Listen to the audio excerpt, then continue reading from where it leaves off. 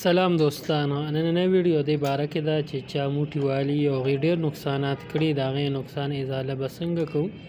د دې نه مخکې موږ تاسو ته د موټو والو اسلامي نقطه نظر هم بیان کړو، د هغې طبي نقصانات هم درته هم بیان کړو، د هغې نه د بچ کېدو طریقه هم درته ومښوله.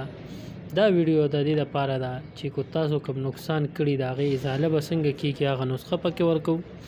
کو تاسو زمونږ په چینل نه وي او تاسو د جنسي معلوماتو حاصلول غواړئ، نو زمونږ چینل سبسکرایب کړئ او د بیل آیکن ورسره هم دباو کړئ چې تاسو ته زمونږ ویډیو په اسانه ترلاسه شي. ګرانو دوستانو، تاسو به داسې وکړئ چې چا موټ ډېر زیات والي، مني یې نرمه شوې وي، نفس کې کمزوري راغلي یا او نفس نری شوي یا هغه صحیح ودرېږي نه انتشار کې کمې راغلي، یو څیز درته ښیم خو دا مسلسل استعمالوئ. علاج د ډېرو ورځو دی خو علاج مستقل دی او بېشکه دی، بالکل مجرب دی.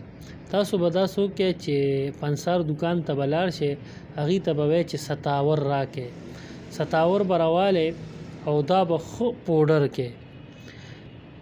بیا د دې استعمال داسې دی چې د دې نه به یو چمچ په یو ګیلاس پیو کې واچوئ، پی به لږ غونته ګرم کې او دکه پی به مو څکئ او هغه ستاور چې پکې کم دي هغه به هم دا پی داسې وړه کوئ، اخري کې ویښ کې پاتې شي او به یې څکئ. دا چې تاسو یو هفته وڅکئ، ستاسو به انشاءالله چې ټول کار برابر شي. خو دا تاسو بیا یو میاشت استعمال کړئ. کو د چا واړه نه وي نو د هغې دپاره به هم را روان ویډیو کې مونږ نسخه هغې ته ښایو. هغې هم چینل سبسکرایب کړو، د بیل آیکن هم دباو کې. داسې یو نسخه چې د نارینو او زنانو دپاره یو شان کار کوي او ډېره مجرب ده، پر روان ویډیو کې به هغه تاسو ته درکوو. د ځان ډېر خیال ساتئ. د لوی الله په امان.